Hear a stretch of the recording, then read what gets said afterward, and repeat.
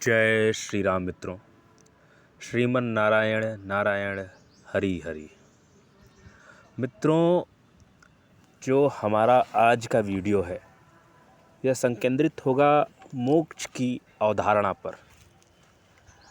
आज के परिप्रेक्ष्य में यदि हम बात करें तो जब भी हम मोक्ष के बारे में बात करते हैं या साधु संतों के सत्संग में सुनते हैं तो युवा पीढ़ी आनंद लेती है और उपहास करती है, कहती है नहीं, हमें मोक्ष नहीं चाहिए, हमें बार बार इस पृथ्वी पर, इस मृत्युलोक पर जन्म लेना है।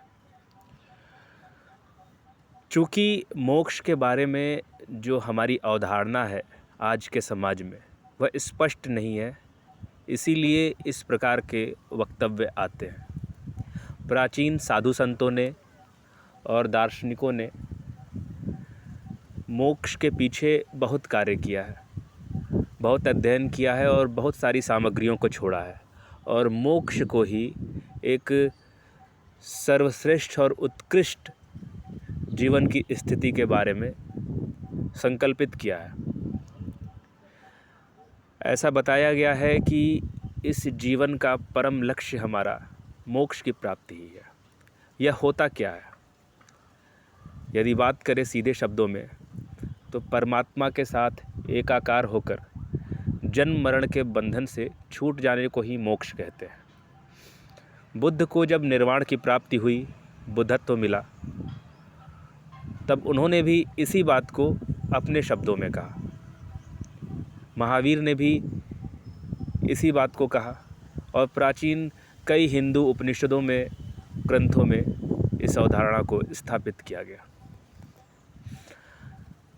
यदि हम ब्रह्मचर्य की बात करें तो यह मोक्ष में सहायक है या नहीं, तो हाँ, निश्चित ही यह सहायक है। अब देखते हैं यह कार्य कैसे करता है। जीवन के सर्वश्रेष्ठ ज्ञान को प्राप्त करना ही, सर्वोच्च ज्ञान को प्राप्त करना ही हमें मोक्ष की ओर ले जाता है। जब तक हम पूर्ण ज्ञान को प्राप्त नहीं कर सकते तब तक हमें मोक्ष नहीं मिलेगा। हमें इन मृत्युलोक की योनियों में भटकना ही पड़ेगा, बार बार जन्म लेना ही पड़ेगा। तो ज्ञान ही हमें मोक्ष दिलाता है। कोई भी साधना हो, दुनिया की प्रत्येक साधना का जो लक्ष्य होता है वह ज्ञान की प्राप्ति होता है। प्रत्येक तप जो होता है वह ज्ञान के लिए ही होता है। अगर उल्टे तरीके से देखें या सीधे तरीके से देखें, यदि हमने ज्ञान को प्राप्त किया तभी हमारी साधना पूर्ण कही जाती है। जब हमारा लक्ष्य होता है ब्रह्म के साथ चर्या करना तो इसे ब्रह्मचर्य कहते हैं। इसमें जो हमारे शुक्राणु होते हैं वह अंततोगत्वा ज्ञान में परिवर्तित होकर सुषुम्ना नाड़ी से बहते हुए हमारे सहस्रार चक्र में, सहस्र कमल दल में स्थापित होकर उसे खिलाता है, जिससे हमें बुद्धत्व की प्राप्ति होती है। कुछ लोग कहते हैं उससे कुंडलिनी जागरण होती है। जो भी हो, परम ज्ञान की प्राप्ति होती है जो हमें मोक्ष की ओर ले जाता है। तो ब्रह्मचर्य का निश्चय ही योगदान है। परंतु यदि हम गृहस्थ हैं तब भी एक संयमित जीवन जी रहे हैं और यदि अपने जीवन को आगे बढ़ा रहे हैं और भक्ति के मार्ग में लगा रहे हैं तो यह भी ज्ञान प्राप्ति का एक सरल माध्यम है। हमें करना क्या है? हमें ज्ञान ही प्राप्ति करनी है।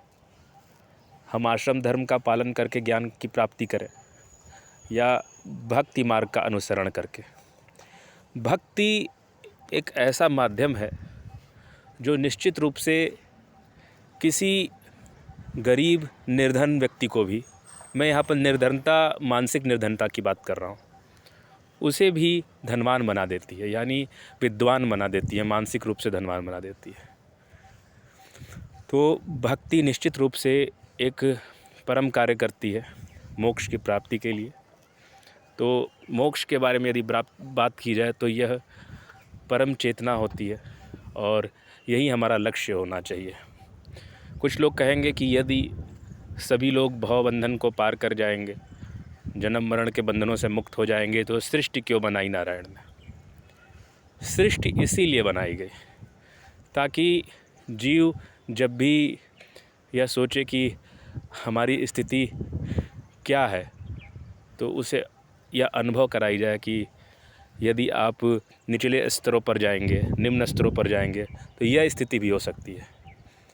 जब तक जीवन में या किसी भी क्षेत्र में उतार या चढ़ाव नहीं आएंगे, तब तक सर्वोच्च वस्तुओं का हमें आभास नहीं होगा और उनकी सर्वोत्कृष्टता का अनुभव नहीं होगा।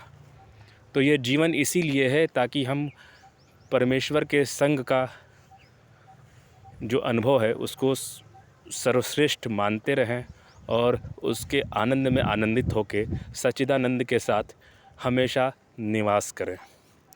दोस्तों, आज के परिप्रेक्ष्य में अगर बात करें तो नारायण यानी हरि को लोग स्मरण नहीं कर रहे हैं।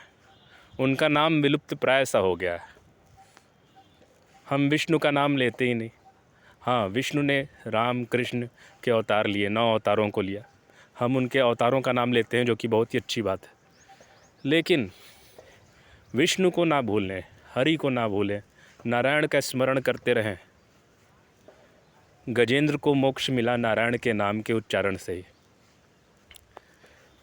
जीवन में कोई भी कठिनाई हो, आपने नारायण का कभी भी स्मरण ना किया हो, लेकिन एक बार भी सच्चे मन से हरि को अगर आपने स्मरण कर लिया, तो निश्चित ही वो आपकी रक्षा करने आएंगे, आपको मोक्ष प्रदान करेंगे, जैसे कि गजेंद्र को कराया, जैसे कि प्रहलाद की रक्षा की और जैसे कि तमाम कई भक्तों की रक्षा की।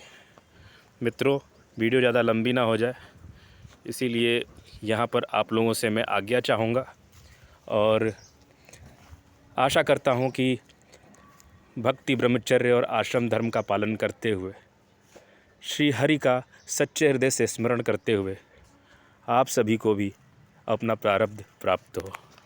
धन्यवाद। श्रीमन नारायण नारायण हरि हरि। जय श्री राम।